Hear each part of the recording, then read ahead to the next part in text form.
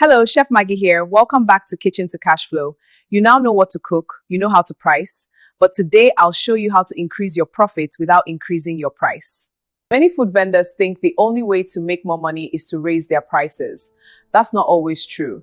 Sometimes you just need to reduce your cost wisely. Buying small quantities every day is expensive. Find trusted markets where you can buy rice, oil, and spices in bulk.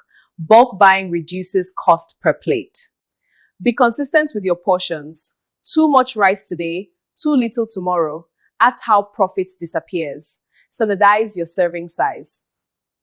Write down what you spend daily. If you don't track it, you can't improve it.